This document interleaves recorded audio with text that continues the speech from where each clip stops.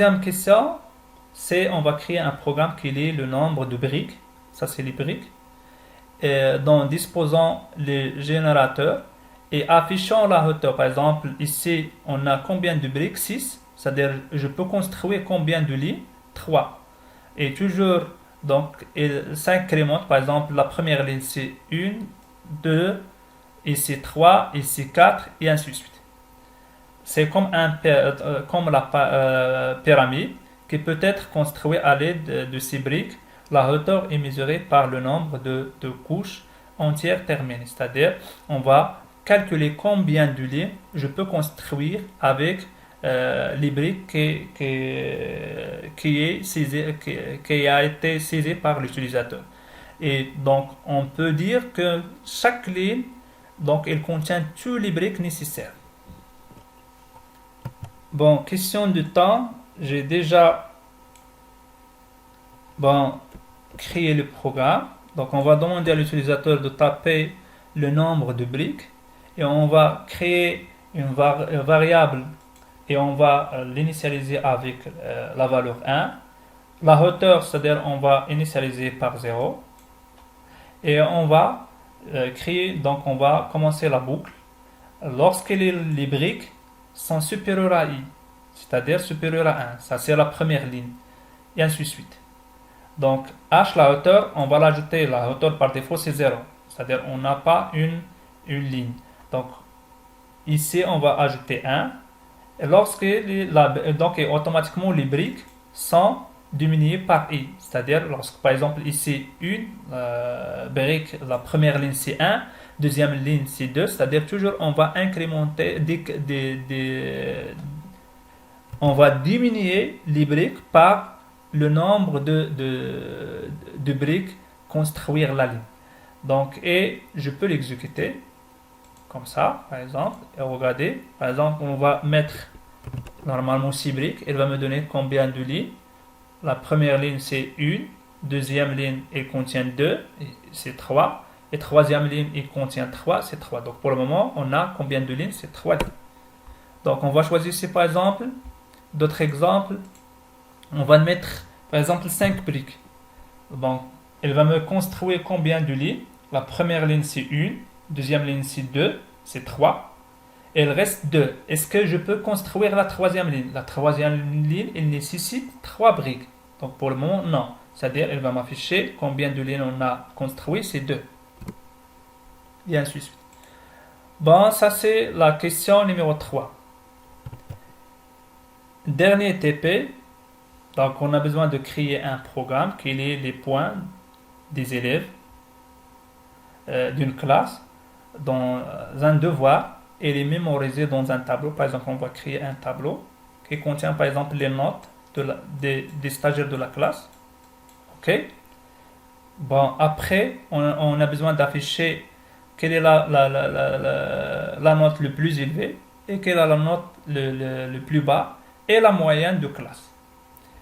Bon, après, on a besoin de faire quoi? De créer d'autres tableaux. Donc, qui s'appelle donc points des élèves. Établir un tableau note de 5 dimensions. 5 cases. 1, 2, 3, 4, 5. Ici, qui est composé de la façon suivante. C'est-à-dire la première ligne, elle contient par exemple les personnes, combien de personnes elles ont la moyenne inférieure à 10. Par exemple, 2 personnes qui ont la moyenne inférieure à 10. Donc la case numéro 1, combien de personnes leur mention c'est passable. Ça c'est passable. Ça c'est par exemple assez bien. Combien de personnes elles ont la moyenne assez bien. Ça c'est bien. Et ça c'était très bien. C'est-à-dire lorsque la moyenne est supérieure ou égale à 16. Et dernière étape, on va élaborer un graphique de barreaux représente les notes. Utiliser le symbole, on va utiliser le symbole hachage pour la représentation des barreaux et afficher le domaine des notes dessus du graphique. Déterminer la valeur maximale, c'est-à-dire, donc ça c'est les aider, comment on va faire. Donc, mais on a besoin d'afficher le résultat comme ça. Par exemple, l'utilisateur va me saisir les notes et on va afficher la note max, la note mi et la moyenne.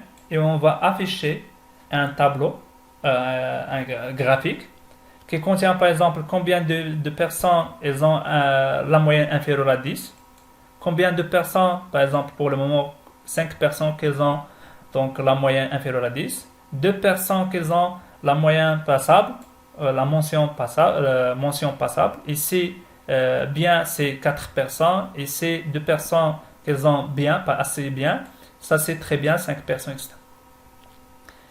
Bon, j'ai déjà créé le programme. On va faire les explications. Bon, la première des choses, donc la partie difficile, c'est le graphique de bas. Donc ça, c'est la partie difficile. On va expliquer après.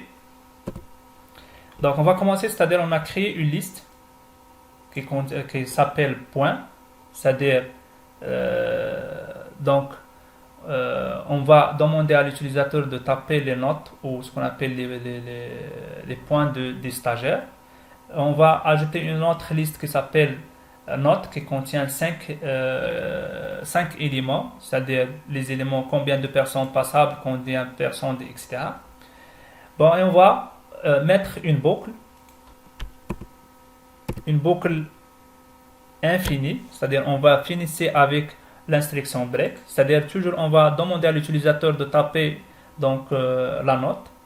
Lorsque l'utilisateur il frappe 0, automatiquement il me dit que voilà, donc on va arrêter la saisie. Et on va ajouter tous ces éléments-là, regardez ici. Donc lorsque la valeur saisie par l'utilisateur est différente à 0, on va le mettre dans le point, donc dans la liste qui s'appelle point.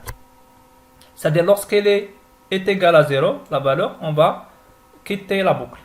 Après, on a besoin de faire quoi? C'est-à-dire lorsqu'on va remplir donc toutes les notes ou toutes les valeurs de contrôle, ou ce qu'on appelle de contrôle, on a besoin d'afficher la valeur max, c'est-à-dire le maximum, c'est-à-dire toujours avec la fonction max, on a déjà vu ça pour la liste point, mi pour la liste point, la moyenne pour calculer la moyenne, c'est la somme divisée sur le nombre. Donc, c'est quoi le nombre de ça? C'est avec la fonction long. Donc, je peux connaître combien d'éléments il se trouve ici avec la fonction long. Mais avant de faire ça, il faut donc on va faire la somme de tous les éléments. Comment? Donc, on a besoin de faire quoi pour faire la somme? On a besoin d'une boucle qui va me parcourir les éléments qui se trouvent dans la liste de 0 jusqu'à la fin. C'est-à-dire dans la liste. Il va me parcourir la liste. Et on va calculer la somme. Somme, toujours, c'est l'élément plus l'élément suivant, donc plus l'élément à côté, etc. Jusqu'à la fin. Et on va afficher la somme divisée sur quoi? Sur le nombre. Mais elle va me donner, par exemple, avec plusieurs chiffres après la virgule. Je peux limiter ça, c'est-à-dire le nombre de décimales avec la fonction rond. Et on a déjà dit que, c'est-à-dire j'ai besoin d'afficher 2 éléments après la virgule, c'est-à-dire décimale 2. Bon, ça c'est jusqu'à maintenant, donc on a rempli le tableau et on a, bon, par exemple, avec des notes, et on a affiché la valeur max et la moyenne plus élevée, la moyenne plus bas et la moyenne. Et on a besoin de remplir combien de personnes qu'elles ont la moyenne, par exemple, inférieure à 10, combien donc entre 12 et 14, etc. Donc pour ça, on a besoin d'une boucle pour parcourir la liste, point. Et toujours, on va poser la question, est-ce qu'elle est la note, la valeur qui se trouve dans la case, par exemple, on a ici le tableau, est-ce qu'elle est la première case, donc inférieure à 10? On va le mettre où? On va le mettre dans deuxième liste. Et dans quelle position? Dans la première position. Regarde ici, c'est la position 0. On va l'ajouter, ça c'est la première personne. Donc, lorsqu'elle est inférieure à 12, elle est déjà supérieure. Ça c'est ce qu'on appelle donc if un briquet, etc. Et on va ajouter 1. Et à chaque fois, je trouve par exemple une valeur donc inférieure à 10, on va ajouter ici. Lorsque je trouve inférieur à 12 et supérieur automatiquement à 10, on va ajouter ici, etc. Donc ça c'est pour remplir le tableau qui se trouve ici. Bon, ça, on a rempli le deuxième tableau qui contient le nombre. Pour le moment, on a besoin de dessiner le graphique. C'est la partie difficile. Bon, avant de faire ça, toujours, il faut tester parce que l'espace, c'est pas la même chose que les caractères. Normalement, l'espace, je pense, c'est par exemple les autres caractères, par exemple étoile, etc., c'est l'équivalence de deux espaces et quelques. Donc, j'ai dessiné ici pour connaître la taille, c'est-à-dire ça, c'est la taille pour chaque colonne. Donc, et la même chose pour les espaces. On a ici, je vais mettre ici, ça c'est 5 hachages et ici c'est 11, c'est-à-dire 2,1. Donc 5 fois 2,1, c'est-à-dire 11. Donc, et la même chose ici, je vais mettre, regarde ici, pour mettre ces éléments-là, c'est la même taille que les autres colonnes. Donc pour faire ça, toujours j'ai fait comme ça, print, et je le mettre ici, et je mettre ici par exemple 0, pour calculer la taille, c'est comme ça, regarde ici, et je mettre, pardon, on va l'ajouter de hachage, et regardez, c'est la même taille, sinon je peux l'ajouter d'autres espaces, comme ça, et je peux copier, je peux l'utiliser. Mais, bon, comment? Ça c'est question de dessin. Mais comment on va faire donc l'explication? Regardez ici. Bon, ici, dans les dés, c'est-à-dire la première des choses, on va déterminer la valeur max dans le tableau qui se trouve ici. Est-ce que les éléments qui se trouvent dans passable, etc. C'est-à-dire on va trouver par exemple 5, c'est la valeur max. Et on va créer une boucle qui commence de 5 jusqu'à dernier élément, c'est 0. C'est-à-dire on va diminuer. Donc c'est-à-dire on va mettre une boucle qui se varie de l'élément max, la valeur maximale, jusqu'à la valeur plus basse, c'est la valeur 0. Par exemple, ici, on a prendre par exemple 5 ou 6. Donc, on va afficher autant de lignes. C'est-à-dire, on a combien de lignes ici? On a 6 lignes. 5, 4, 2, 3, etc. C'est ça dans l'exemple. Donc, on a mettre une variable i qu'elle va me faire quoi? De basculer de 0 jusqu'à quoi? Donc le début, c'est-à-dire le max. On va commencer par le max. Et on va retourner, donc on va basculer vers le 0. Et le pas, c'est moins 1, c'est-à-dire on va diminuer par 1. Et on va afficher dans la première ligne, c'est-à-dire donc ça, les éléments, premier élément. Et après, on va escaler ici. Donc, elle contient dans une valeur 5 dans la première case. Je peux mettre, donc on va mettre ce qu'on appelle des hachages. Sinon, donc lorsqu'elle est par exemple, ça c'est le tableau. On regarde ici, par exemple, on a ici 5. Ici, pour le moment, c'est 2. Ici, c'est 4. Ici, c'est 2. Ici, c'est 5. Bon, 5, c'est-à-dire, ce qu'on va trouver, donc on va basculer sur ça, c'est-à-dire on va parcourir la liste. Donc, lorsque je trouve 5, ici on est dans la première ligne, c'est 5, c'est-à-dire on va afficher des étoiles. Bon, on passe ici. Est-ce qu'on a 5 ici? Non, on va afficher des espaces.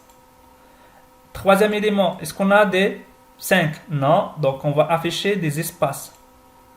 Ici 2, ce qu'on a, donc on va afficher des espaces. Et dernier élément, on a 5, c'est-à-dire on va afficher les étoiles. Ça, c'est la première itération. Et après, lorsque je finis la première itération, on va passer vers deuxième itération, troisième itération, etc. Et ça, c'est le code. C'est bon?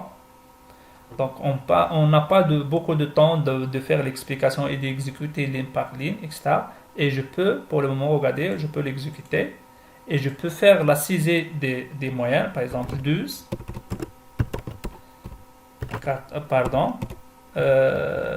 14, par exemple 16, 6, 3, 10, par exemple 19, 14, donc 16, 11, 13, et on va finir par 0. Elle va me donner par exemple, c'est la valeur max, c'est ça, la valeur min, la moyenne. Et ça c'est, donc on a combien de personnes qui ont la moyenne inférieure à 10, et ça, et voilà la représentation graphique.